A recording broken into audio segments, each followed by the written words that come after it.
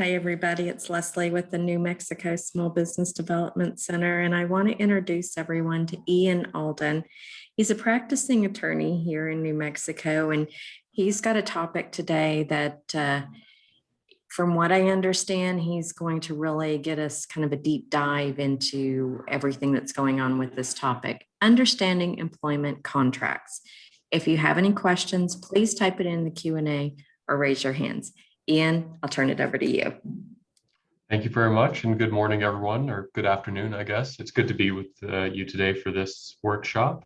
We're going to be taking a deep dive into employment contracts and what they look like, what they should contain, some things to keep in mind, some things to avoid, really diving into the nuts and bolts of these documents.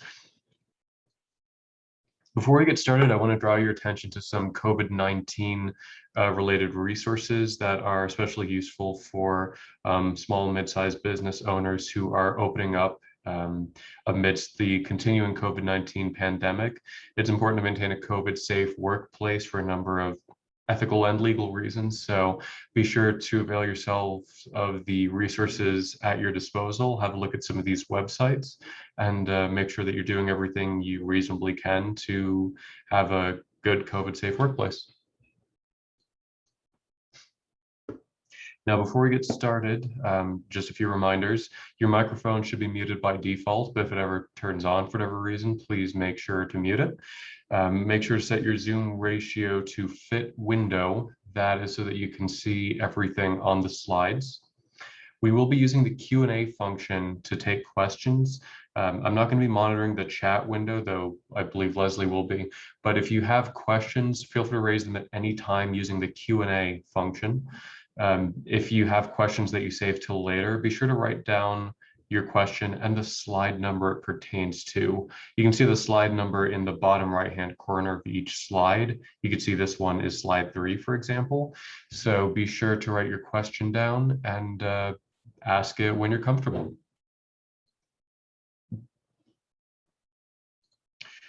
Coming up in the next few days, we've got a few different training sessions and workshops. We've got one on the 24th, how to tell the difference between investors, partners, and vendors, different ways to capitalize or finance a company. We've got May 25th, a woman-owned small business program for federal government contracting. Also on the 25th, the most important online stat you cannot ignore. And then on the 26th, we've got cybersecurity requirements for government contractors. Very important topics, especially if you're in the area of contracting or soliciting contracts. But the SBDC has a ton of workshops that are on offer, not just these 4. So be sure to go to their website. The link's at the bottom of this slide. You can request no-cost business counseling and loan application assistance, and you can see the other workshops and training sessions that are on offer. Be sure to check back regularly as they keep adding more to the agenda.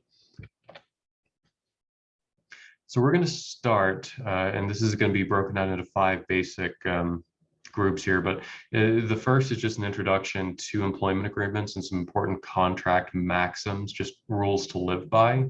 Then we'll jump into some of the basic terms of employment agreements. Just think your standard how, what, where, when, why, and how much.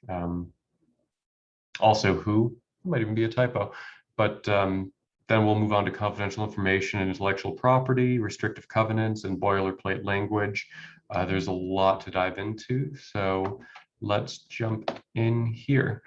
Again, we're going to focus on employment agreements, not really dealing with independent contractor agreements, which, keep in mind, they can look very, very similar, but there's a few key differences with independent contractor agreements that you really want to be aware of. We might touch on that in another training session in the future, but for now, this is going to focus solely on employment agreements for your typical W-2 type employees.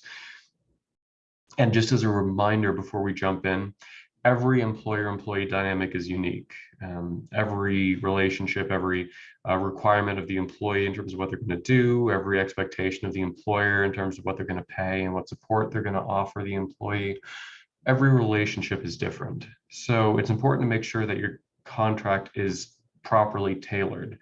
I see this all the time with my clients where they'll find something on the internet and then they'll copy and paste the names in, and you'll see terms in there that clearly have nothing to do with the situation at hand, and they can actually cause really weird legal problems for the employer especially. So just keep in mind that I'm going to be showing you a lot of sample language from a contract I wrote yesterday. I mean, this is very current stuff.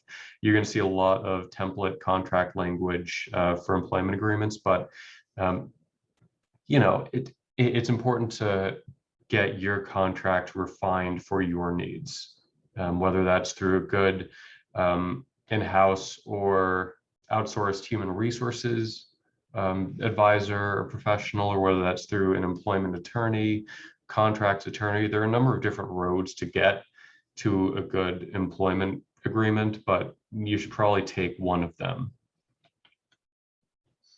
Now, some good maxims to live by. The first one, good agreements are made in writing.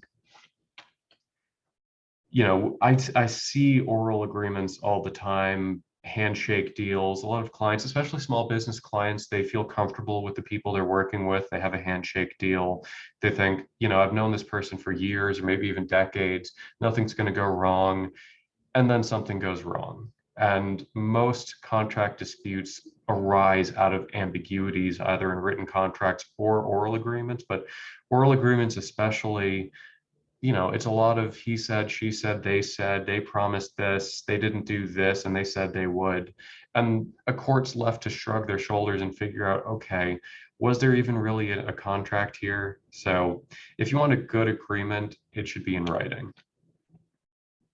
And in that vein, contracts should provide clear and unambiguous expectations of all parties to the contract. The obligations of both parties should be clearly spelled out and, to the greatest extent possible, limited to what's contained in the contract. And what that means is you don't want the contract saying, providing a lot of employer and employee will figure out what to do later as they may agree upon later.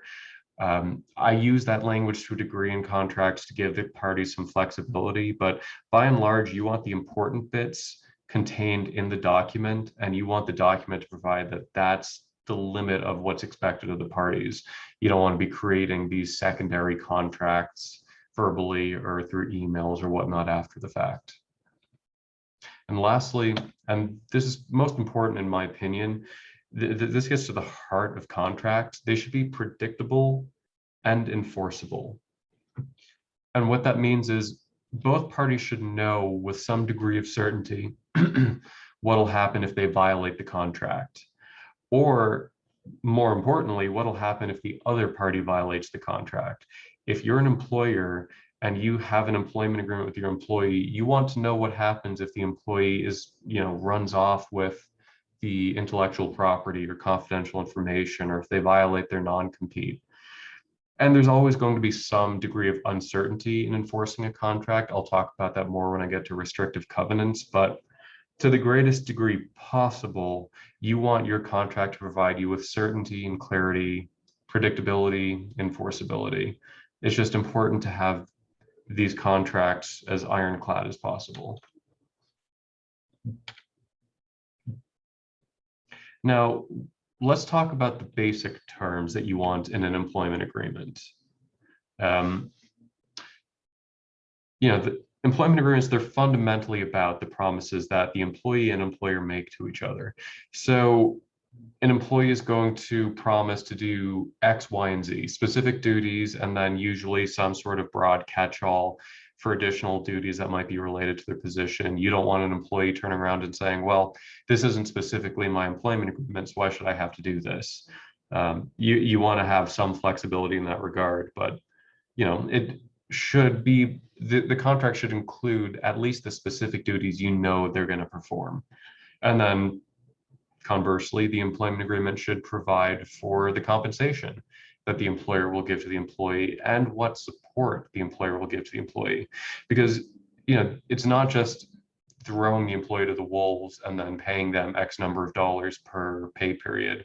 I mean, sometimes it is if that's your arrangement, but typically the employer is going to support the employee through some kind of assistance or training or support from other employees, etc. There should be some kind of support structure built in there so that the employee, for one, feels confident signing the agreement, because the employee might look at the agreement and say, wow, I'm getting a raw deal here and I don't trust that I'm going to fit in. But also, you just want to make sure that the employee feels supported and really is supported to the degree they need to be to do their job properly. Now, at a minimum, the contract should provide the following: who, what, where, when, and why. And let's have a look at what that really means. So again, I drafted an employment agreement yesterday, so this is a very current example. Everything you see here is from that agreement. But this is the basic example of who. You see at the top, the title of the document is Employment Agreement. It's entered into between two parties.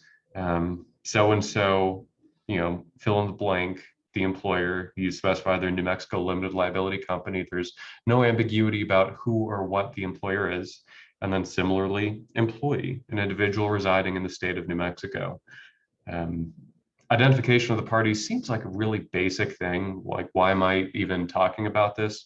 You'd be shocked at how often I see contracts that fail to accurately identify the parties.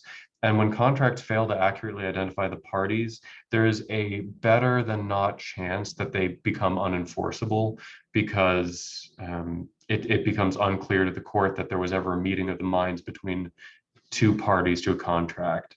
I mean, a lot of the times it's enforceable anyway, because the parties ratify the contract through doing their respective duties. Even if employee is misidentified, if they show up for work and collect a paycheck for 3 years, the agreement is probably going to be enforceable against them, but you really want to avoid those problems. So clearly identify who in the contract. Moving on to what. Again, this goes back to the heart of what this agreement should be. It should provide what the employee is going to do for the employer and what the employer is going to do for the employee. So as we see here, and I abstracted this. I took out a lot of the confidential client information. Abstracted, employer is going to engage employee to provide the following services. Service 1, service 2. I actually had about 30 things in here for services. I mean, you can be as narrow, specific, or broad as you want to be. I recommend some specificity, but at the end, you see here, all other services as may be required of employee and reasonably related to employee's other duties arising hereunder.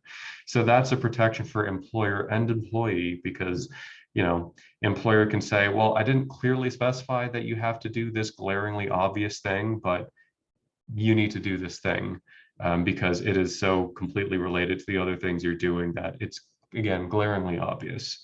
An employee can turn around and say, okay, but these other things that have no relation to the other job, the other tasks I'm doing, are not within the scope of my employment. So for example, having a salesperson at an auto dealership take on janitorial duties, it's not going to fly under this typically. But having that salesperson make sure that the cars are left in good, clean working order after each showing, reasonably related. So it's important to specify the what. And then on the other side of it, compensation. Here's an example of base compensation where the employee is going to be paid a base salary of $52,000 per year. Is going to be paid on a bi-weekly basis in accordance with the employer's standard payroll practices for exempt employees. Exempt employees in this case being salaried employees who are not eligible for overtime and other things. It's part of the FLSA guidelines for exempt employees. You don't have to pay them overtime typically, but you've got bonus compensation as well, which is in this case left to the employer's discretion. Sometimes the bonus is obligatory, sometimes it's a commission. And you can really get flexible with the compensation to a degree as long as you're not running afoul of minimum wage laws or overtime laws for non-exempt employees. And then there's the default: all compensation paid to employees shall be subject to customary withholding and employment taxes. You got to tell the employee that you're taking taxes out in accordance with legal requirements. And of course, that involves them doing their W-4 and claiming deductions or exemptions, whatever it is they're going to claim. But then you withhold what you're required to and then remit it to the IRS and to the state. Where and when. This doesn't have to be complicated. Where and when can be as simple as this right here. Employee shall maintain a full-time schedule of 45 hours a week and will work from 8 a.m. to 5 p.m. local time at employer's principal place of business.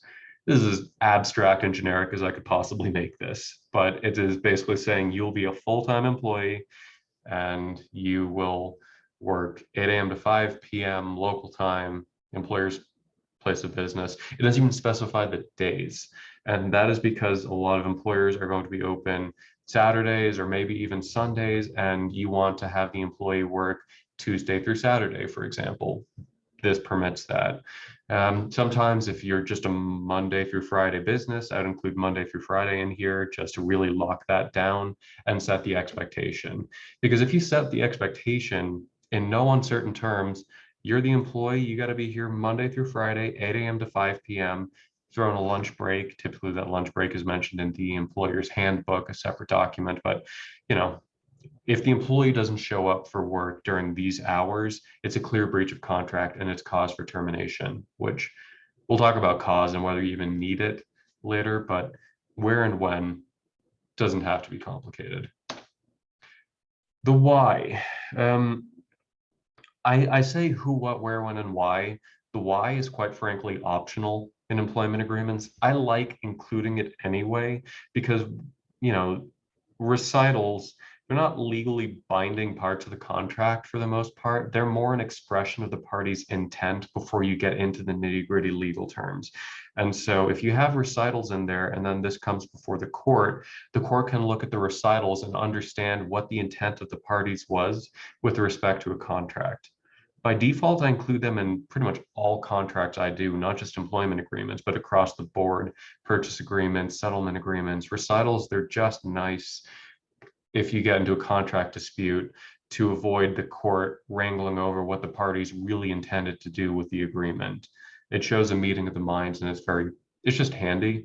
So this is, again, a very abstract why, like why employer is engaging employee. You can really get into some detail with this, especially, and again, to detail a lot with medical providers. If employer is hiring, if they're a medical practice and they're hiring a medical doctor licensed in the state of New Mexico to provide certain services, especially if they require a specialty licensure or certification, you put all that in the recitals to make very clear that it's not just employer wants employee, but that employer wants a licensed medical doctor to do these jobs. And they're hiring employee because of those qualifications or because of employees' skills. Maybe they have 20 years or 30 years in the business. If it becomes relevant at some point down the road, maybe when it comes to enforcing a non-compete, for example, these recitals are just nice to have. So I try to include the why in all of these contracts. Now, again, frequently asked questions, how specific do I need to be? As specific as possible with respect to the duties you need the employee to do, but also have that catch-all that's broad enough to create the expectation of flexibility. You want and should demand flexibility from the employee to the extent you need it. A big question I get, can I just leave that blank or decide things later or add things later?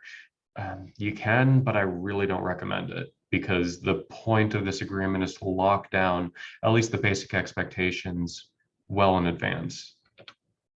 Now, as far as termination goes, New Mexico is an at-will employment state that allows either party typically to terminate the employment relationship at any time without the requirement of advance notice. That said, employment agreements can create a term of employment, like maybe you need them for 1 year or 2 years or 3 years or something. You create a term of employment, and then assuming you don't do it in an underhanded way that lopsidedly disadvantages the employee to the point where it's unconscionable and unenforceable, you can kind of circumvent the at-will provisions and require at a minimum that termination of the agreement requires notice or can result in some damages. I mean, there are limits to how much you can do that in an at-will state, but you can at least create a notice requirement. You can create a requirement that the employee take good faith steps to hand off their cases or customers or clients or whatever, a transition period. You can play with that a little bit with employment agreements, but just know that that also, to some degree or another, will bind the employer to the point where you might not be able to terminate the employee immediately without cause. You might still be able to terminate them with cause, but for no cause termination with immediate effect, you really want to be careful about how you structure the term of these employment agreements, the duration of them. And here's an example of termination clauses.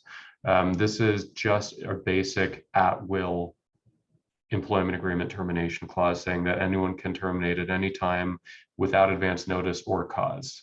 It still has like an obligation sort of to provide advance notice, like an intent to provide advance notice. It doesn't really mean anything if there's no binding requirement, but there is the post-termination obligation to for employer to pay employee what they're owed through the conclusion of the term of the contract, and for the employee to work with employer to hand off anything that they were working on in an orderly fashion.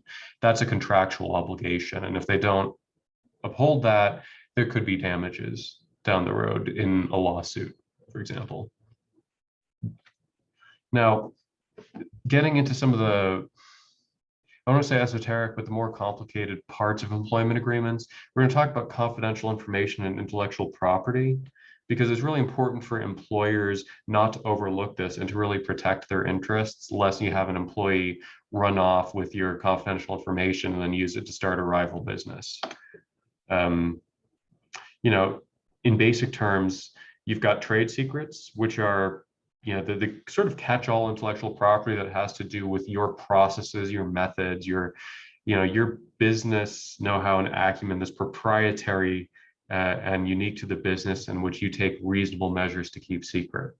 So recipes are an example of a trade secret. It's a form of intellectual property that restaurants really want to protect. When I was much younger than I am now, I used to work in restaurants, and I'd know very much how restaurants go to lengths to protect their recipes as trade secrets. When you bring on an employee, they're bound to learn those trade secrets, especially if, for example, you bring on a line cook, they're going to learn your recipes. If you bring on a salesperson, they're going to learn your sales methods. They're going to learn your, for example, your CRM processes, how you use Salesforce, how you get leads and generate leads and service leads. So a lot of that becomes trade secret, and a lot of it doesn't. Some of the sales processes that are just general sales processes, you might think, well, that's a trade secret because it's unique to me, but it's not really unique to your business, or you don't take reasonable measures to keep it secret. So trade secrets, they're somewhat nebulous and a little hard to pin down, but it's still important to protect them, especially the more obvious ones. Again, recipes and processes are trade secrets you want to protect. Similarly, employees are likely to have access to your intellectual property. If you have a website and you hire a software designer, engineer, or web developer, they're going to have access to your code base. They're going to have access to your underlying materials, your marketing materials. So that's intellectual property you want to keep secret and keep safe and out of the hands of the general public or a competing business.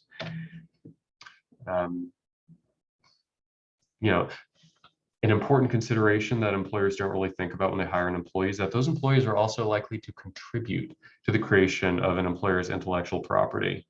And again, software developer contributing to the employer's website, content editor creating the website or advertisements or marketing materials, mechanical engineers making a new product for manufacture and sale. When you hire employees, you're expecting a lot of the time that they're going to contribute to these end products that you turn around and market and sell. And so you want to protect yourself and prevent the employees from running off with your intellectual property, or sometimes even worse, staking a claim to it. You don't want those employees coming back and saying, I contributed to this design, this product, I should be entitled to a commensurate share of all of the profits and revenue derived from it in perpetuity. I should be entitled to ownership of this. I should be allowed to prevent you from using it in certain ways. You don't want employees laying claim to your intellectual property. How do you deal with that? Through the contract. Your employee agreement, your protection should at a minimum restrict the employee's use of confidential information and require its return when the employee is terminated, restrict their access to intellectual property, and reassert your ownership over it. And lastly, it should provide that employee contributions to your intellectual property is what's called work for hire or work made for hire. That is, it's work being done for you, for the employer. It's what you're paying them for. And so the work, because you're paying them for that work, for that contribution, you're buying it from them as they make it. And so the ultimate intellectual property would belong to you, the employer. I cannot count how many employment agreements don't include these protections. And for some of these employers, that is really going to come back to bite them one day. So it's important to have them in there. Here's a basic example of a confidentiality agreement. I'm including subsection B. We really don't have time to dig through this section. A full confidentiality section is several pages long. I mean, it's quite lengthy, but important. Section A defines confidential information. Section B, as you can see here, specifies what the employee can do with it or not do with it. It asserts the employer's rights with respect to confidential information. So your employment agreement should do that. It should clearly define confidential information, and it should specify, that employer asserts its rights to it, protects it, forbids employee from misusing it or taking it with them, provides penalties and remedies for the employer if the employee violates this. There's a lot that goes into it, but your employment agreement should have this. And here's an example of work for hire. Employee recognizes and understands that their duties as an employer may include the preparation of materials and other developments, that any such materials are done as work made for hire under US copyright law, et cetera, et cetera. Employer shall retain and own all rights in such materials. So it's a very simple provision, this one, but it matters a great deal.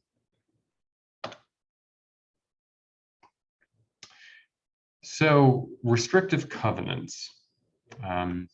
Let's talk about this.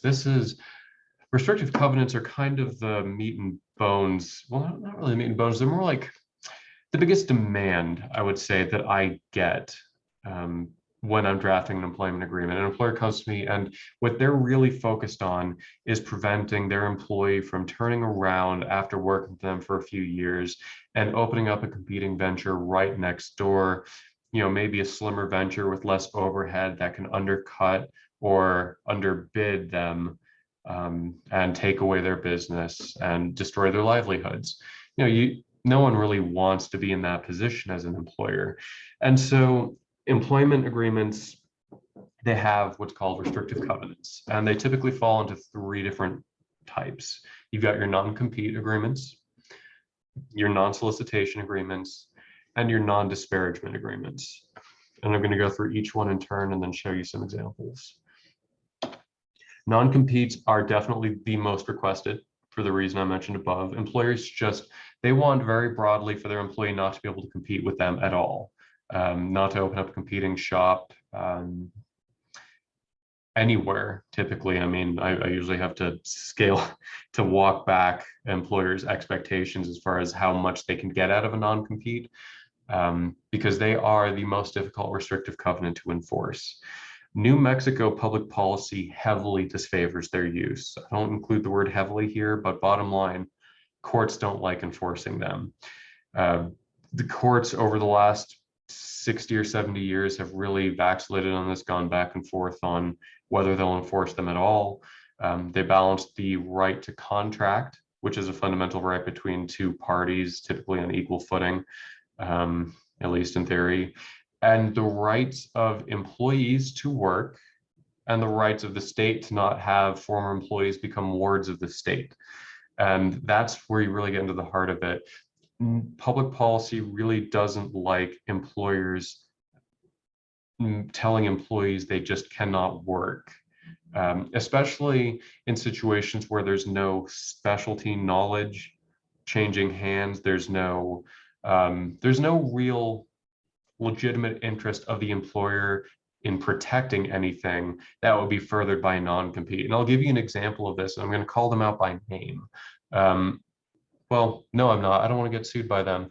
A certain restaurant chain that regards its employees as sandwich artists has been known to use non-competes and other means of restrictive covenants against their employees, which courts are very remiss to enforce, because the sandwich artists, despite learning how to make the sandwiches as the employer would have them make them, do not learn any specialty skills that would be detrimental to the employer if the employer were to go and work for example, a rival sandwich shop or a rival restaurant.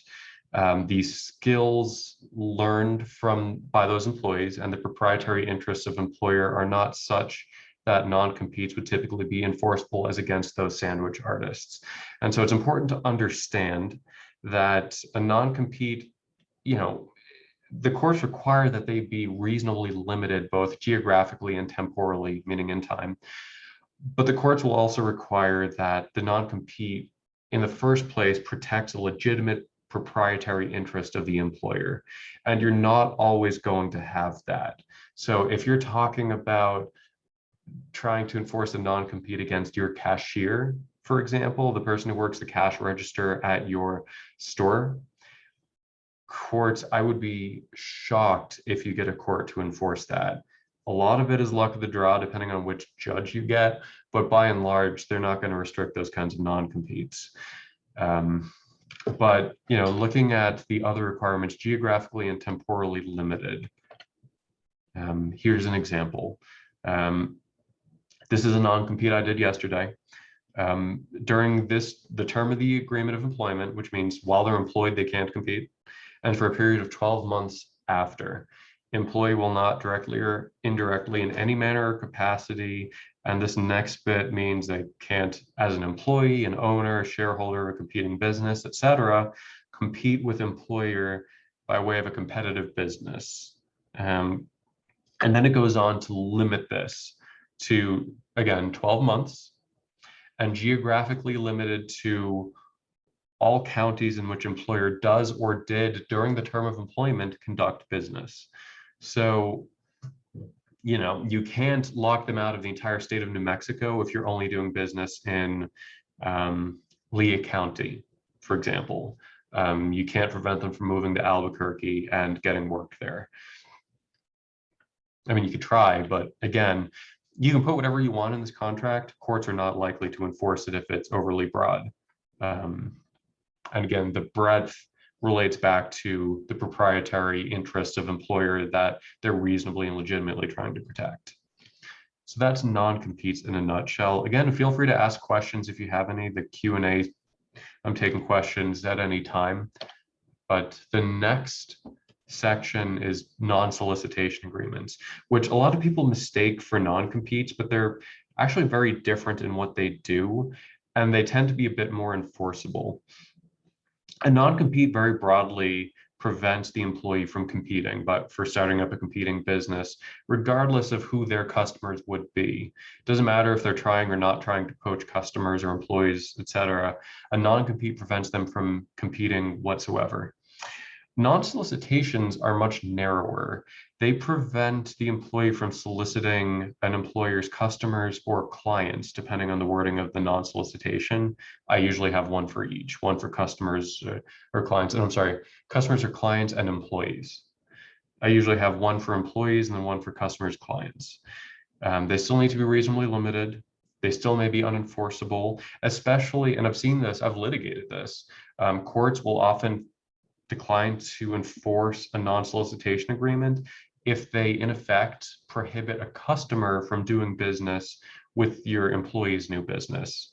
courts will either see that as an unenforceable non-compete, or they will just see that as an unenforceable non-solicitation agreement. But the courts typically take great care to prevent what would be an antitrust situation.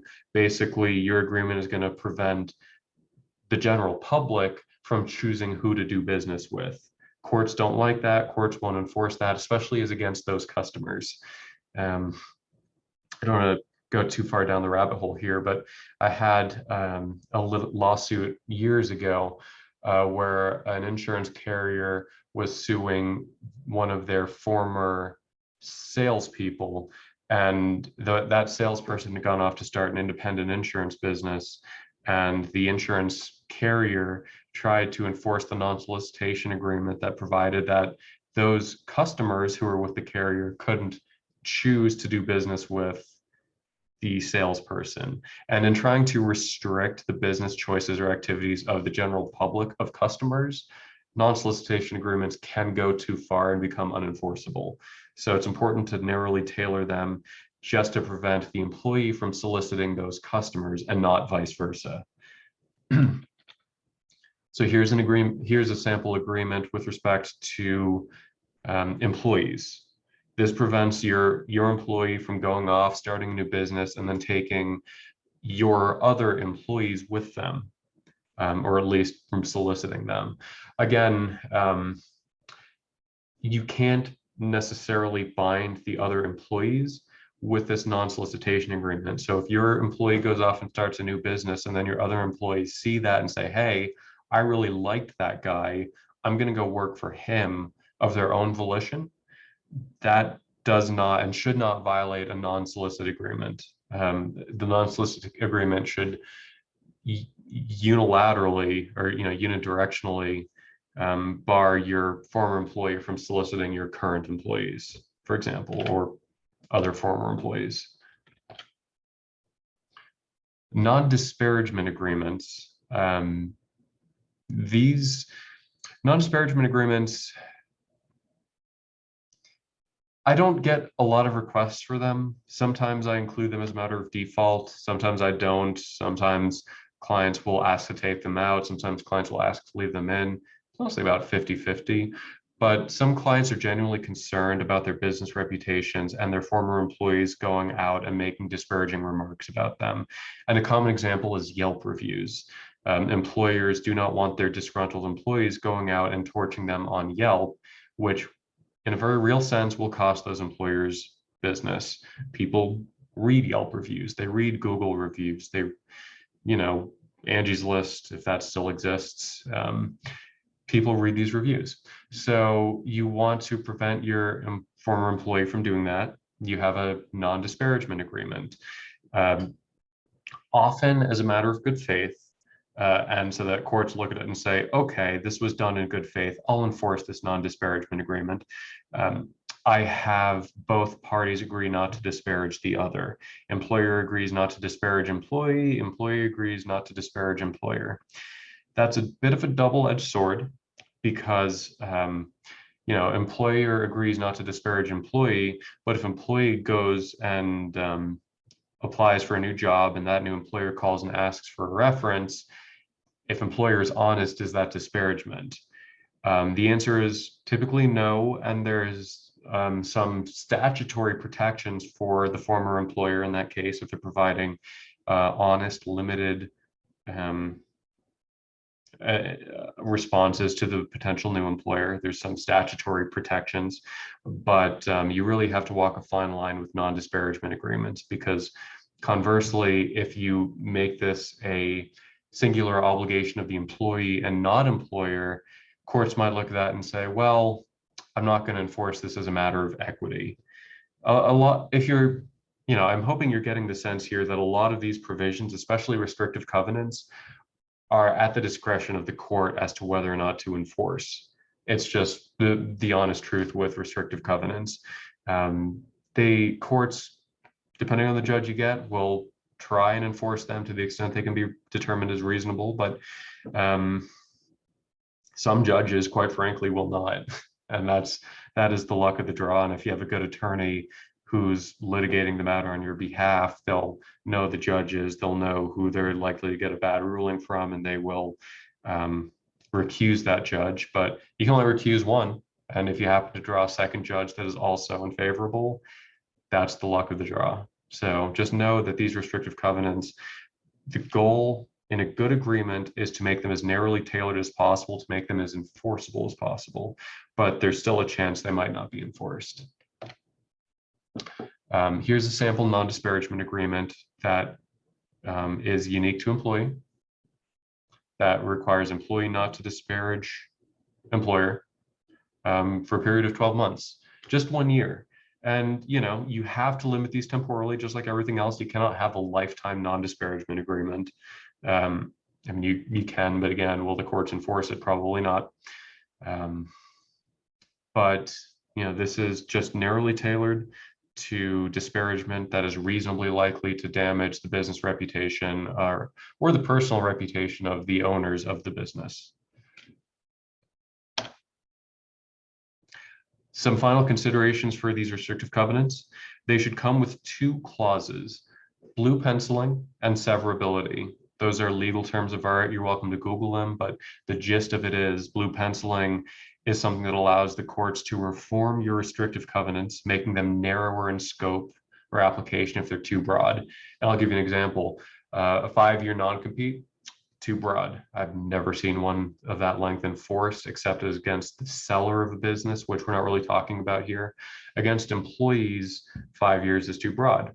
But if your employment agreement has a blue penciling clause that allows the court to reform the restrictive covenant, making it narrower temporally or geographically, courts will often, but will not always, reform it. And I'll give you an example of why they won't. If you, in a clear act of bad faith, have a 99-year restrictive covenant, or say they cannot work for any rival company or any other company anywhere within the country or the world. I've seen some outlandish non-competes, I'll be honest with you. But if you have one that's that outlandish, the courts will see that as an act of bad faith. And even if the contract allows them to reform the restrictive covenant, they will probably just strike it. And they might make you pay attorney's fees. It's, yeah, you don't want to lean too deep into the bad faith restrictive covenant with the hope that the court will reform it if it gets to that point. But blue penciling will allow them to reform restrictive covenants. Severability is the other half of this. If the court finds that a restrictive covenant cannot be reformed, whether because it's just too outlandish or if it's prohibited by statutory law. An example of that is non-competes against doctors.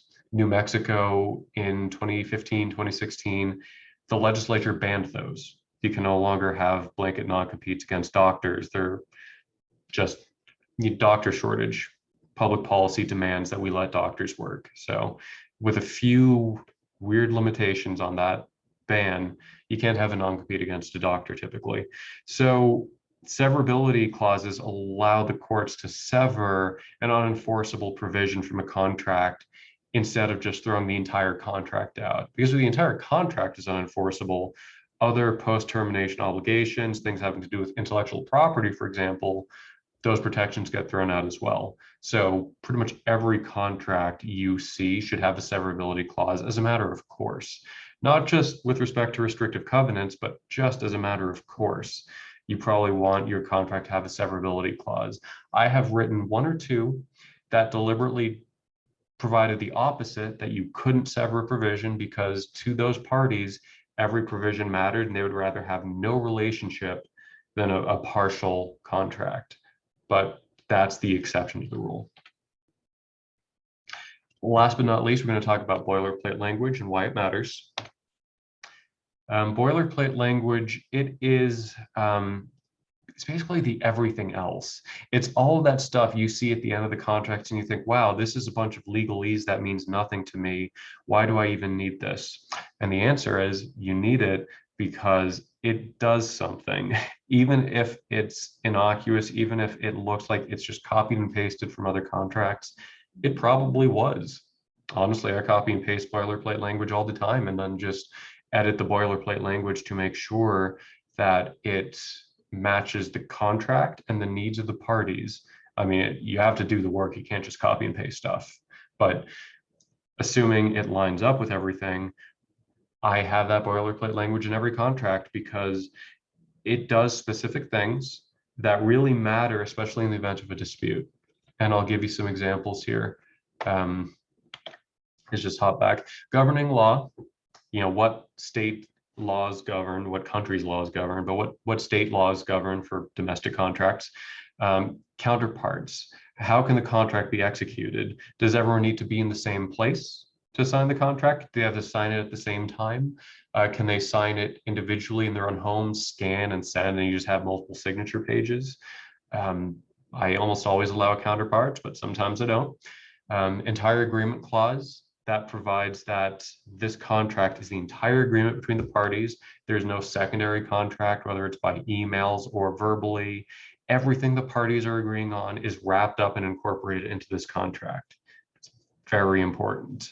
It's often left out of contracts, and the result is, well, maybe you had this secondary contract via an email or by verbal agreement. You want an entire agreement clause. Dispute resolution. Are you going to compel arbitration or just do standard litigation? Will you require mediation, which is an informal dispute resolution process where everyone goes in front of a mediator and they bounce back and forth and try and come to an agreement? Are you going to require mediation? I like mediation. A lot of people don't. Mandatory forum. If a lawsuit or arbitration is going to be brought, where is it going to be brought? Is it going to be brought in Albuquerque, New Mexico, Rio Rancho, County of Bernalillo, Sandoval, etc.? Set the forum. Will attorney's fees be allowed? Are the parties going to each bear their own costs, or will the winner get fees from the loser? Very important to have, and a lot of people want attorney's fees, especially if they expect that they will be the ones in the right. Waiver provisions. If one party doesn't hold up their end of the deal for some temporary reason, you say, okay, I'll waive this requirement just this once. You'd want a waiver provision that says one waiver is not a blanket waiver forever. If I give you a waiver this one time, you still have to hold up your obligations going forward. It's an important clause. Assignability. Can you assign this contract to someone else? This is important, not in the positives, but in the negatives for employment agreements. I mean, yes, as an employer, you probably want to be able to assign the employment agreement to a successor if you sell your company. But for employees, you specifically want that the employee cannot assign the agreement. You're hiring that employee. You're not hiring whoever they decide to sub in. And then voluntary execution, advice of counsel. You want, it's just a basic statement saying the parties have read this document. They understand it. They understand that they have the right to hire an attorney to review it and explain it to them. They have the right to hire an attorney and have that attorney propose changes. They know what they're doing and they're executing this document of their own free will and volition. That deals with so many potential claims that the employer compelled them to sign this document. It's really hard to overcome a voluntary execution clause. It's doable if you have a boatload of evidence to show that the employer compelled you in some sort of non-voluntary fashion to sign this thing, but that clause goes a long way. And these are just examples of boilerplate language. There's more. That's why these contracts are so long. I don't mean for them to be daunting when I draft them, but it's important to include these things. And it's just important because, again, it goes back to predictability. You want to know what state laws govern. And with a good contract, you'll know because the contract says so.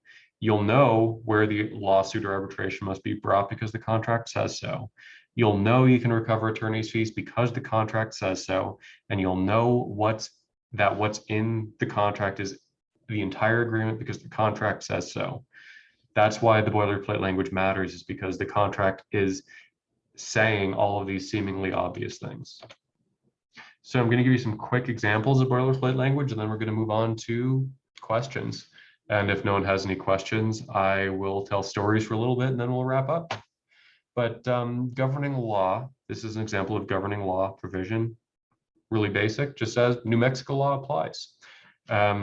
You'd be shocked at if you don't have this provision and the employee moves, or maybe you have an employer, maybe you are an employer based in New Mexico, but you have an employee in Texas or Idaho.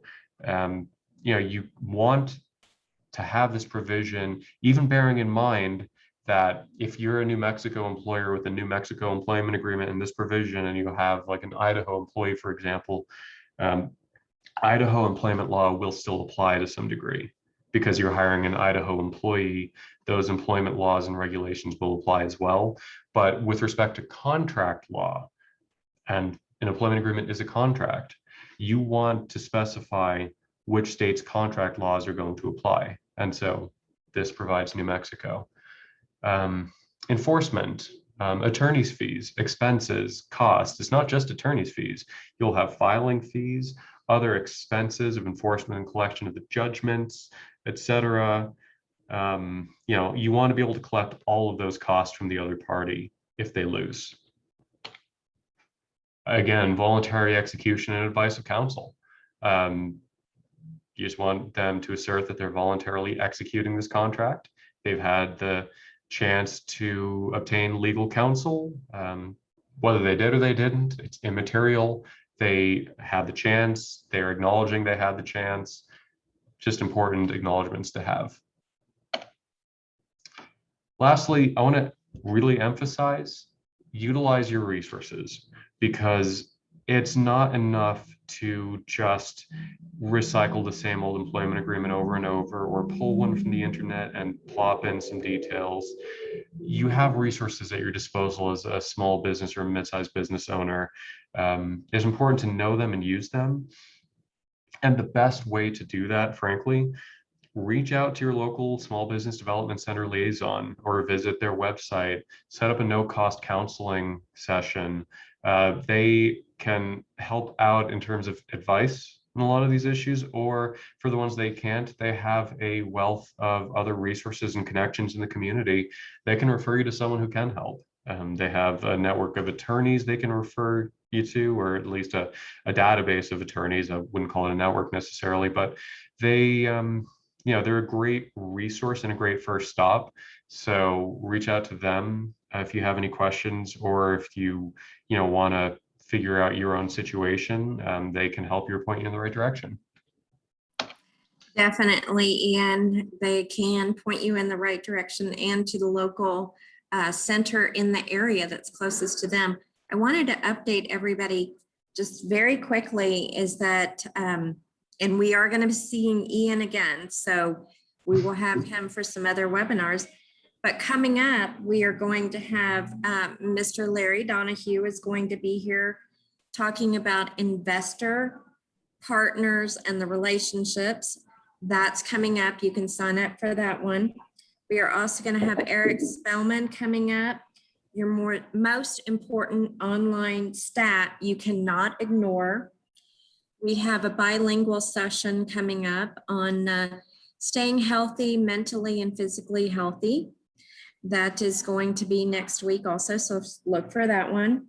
And then we're going to have also Eric Spellman coming back using hashtags the small business secrets. And Ian also put up some of the other ones that we have coming up too. So I just want to remind everyone that we are a great resource and we're here to help. Absolutely. I mean, the variety of workshops is astounding, and they're great knowledge bases and resources to learn from. So I cannot recommend enough going through and looking at some of the other workshop offerings as well, because it's important as a business owner to grow your knowledge, and that in turn will help you grow your business.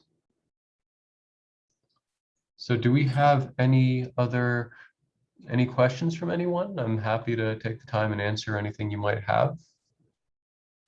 You can also raise your hand and we can allow you to talk. This is the final wrap up. Guys, if you have anything, let us know. And I don't see anything coming up. So I am going to, did you have any final words before we? let them go for today? Yeah, I've got some, with respect to employment agreements, we talked very briefly about the differences or the fact that independent contractors and employees are different. Their agreements have a lot of overlap, but I do want to give you a word of caution that you would probably not want to copy and paste an employment agreement to an independent contractor agreement without really taking care to change certain provisions. Specifically, the whole point of an employment agreement is to show that they are employees. You want to show that you have an employment relationship and clear expectations. Independent contractors, they're very different. You want to go to great lengths to show that they're not employees. So there's a lot of language that needs to go into that you just won't find in an employment agreement. So a word of caution there, just don't copy and paste. Some other things I didn't really talk about in this presentation that you might, oh, we've got someone in the Q&A asked a question. Would you recommend that the employee have legal counsel prior to signing the employment contract? It's not that I would recommend it. It's that you want to make sure that they understand the option. I just spilled coffee all over my desk, but as I mop that up, I will say you don't want to recommend that they have legal counsel in every case because that can really slow things down. But it's important for the courts to see that the employee is aware that they have the right to legal counsel. If the employee doesn't acknowledge that when they sign a contract, courts are less likely to enforce that contract against the employee as a matter of equity.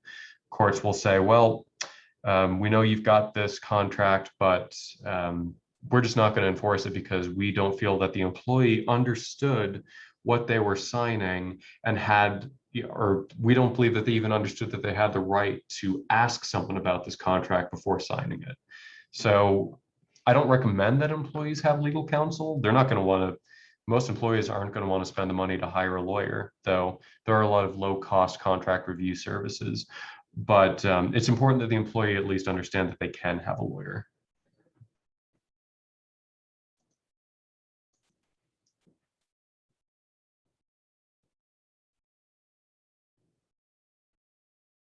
Does that all make sense? I think so. All right, that's it for today, guys. We will see you next time. You guys have a great day. Thank you, everyone.